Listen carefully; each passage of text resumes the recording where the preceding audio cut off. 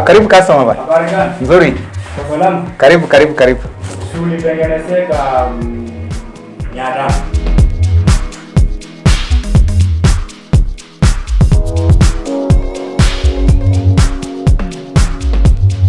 Four categories of people. One that has the money but has no ideas. One that has the ideas but has no money. There's one that doesn't have the money and doesn't have the ideas. But there's also one that has both the money and the ideas. Welcome to Alex Madiba Show. My name is Alex Madiba and I'm your host. Like I've always said, this is the most educative online show in Kenya.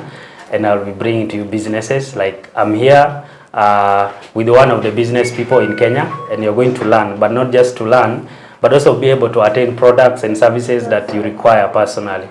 Yeah, so today I'm here with Mr. Ben, a business guy, a gentleman. Welcome to Alex Madiba Show, Mr. Ben. Thank you, Alex. Welcome too. Yes.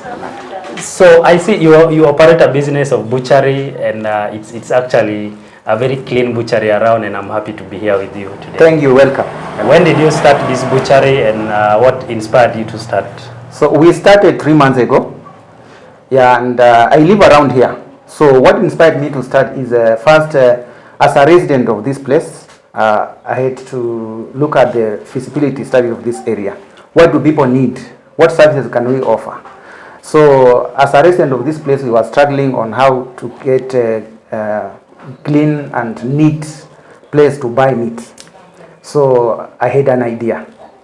And I thought if I get some little cash, I'll start something like that here. Okay, so butchery is a very sensitive business because this is something to do with the food.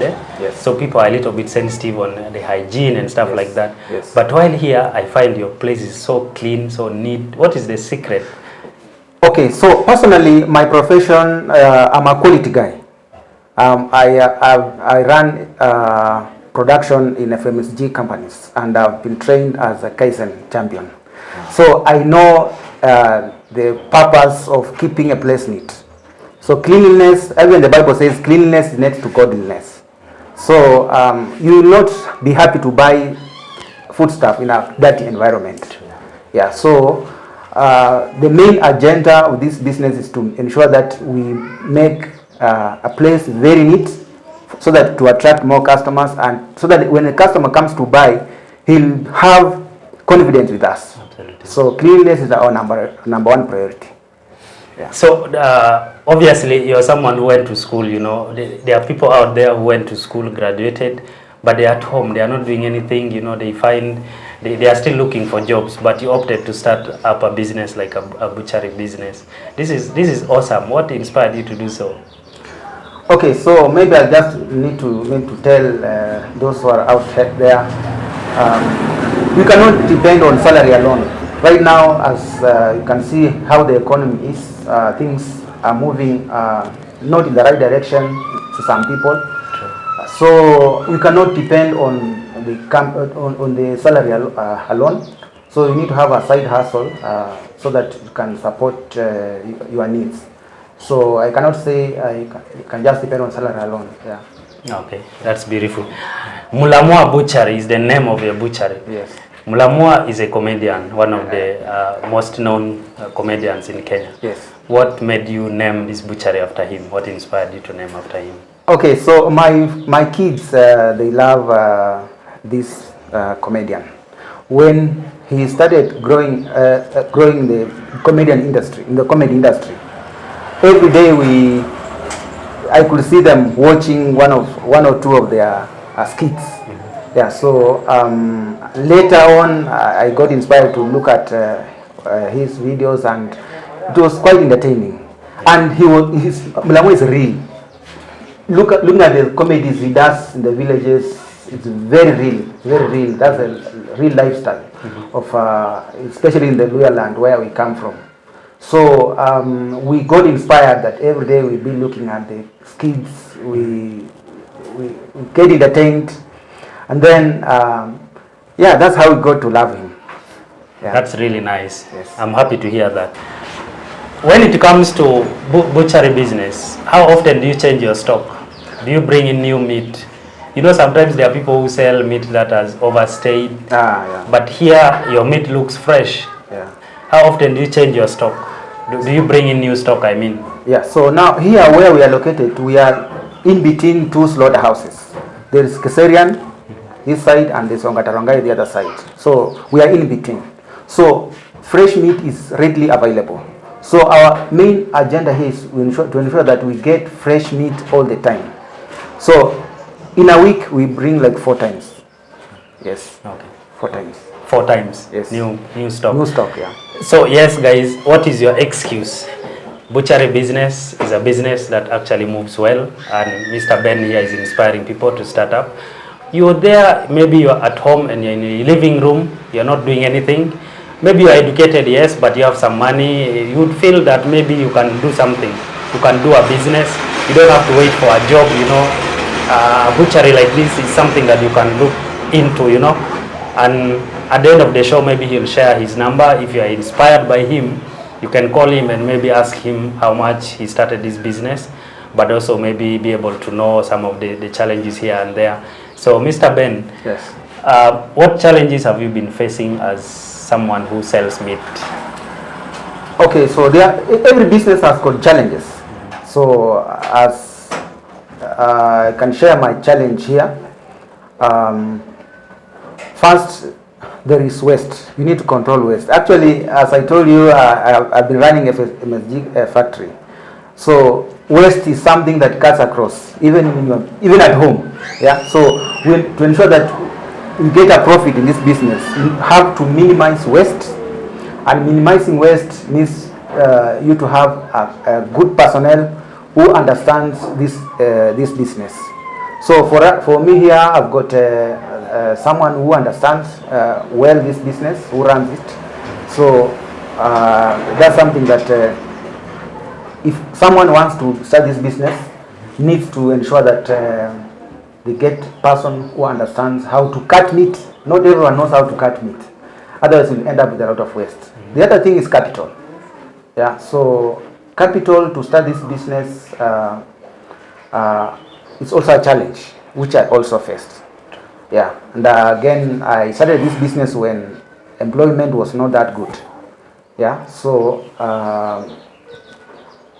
it's something that when you want to start this business, you need to have another source of income. Otherwise, before you start realizing profits, there are challenges that come with it. Yeah. Have you at any point felt that maybe you needed to change the line of business, and you felt that maybe butchery is not the right business for you, and maybe you could start something else? Yes, of course. Yes, there's a time I say why? Because of the challenges I'm telling you. Because you can realize, you can imagine you bring in stock, but it doesn't give you even the money you bought it. Yeah, because of the wastage and poor cutting. Yeah. So until you say now, when will I start realizing a profit? That was then. What about right now? Is it now? Are you happy now that you are selling meat right now? So right now I'm seeing some green light. So at least I'm having some hope. Yes. So much. So finally, maybe if you had a chance to meet Mulamwa, comedian Mulamwa, and I know he's watching, if you had a chance to meet him, what would you want to tell? Okay, Mulamwa, I need to tell you that okay, you inspired us, and we came out with this idea, and we said we'll brand this business your name. So if I had a chance to come and meet you, or if I see you, and if you are watching, you need to visit us and see the place where you've inspired people. Yeah. Thank you.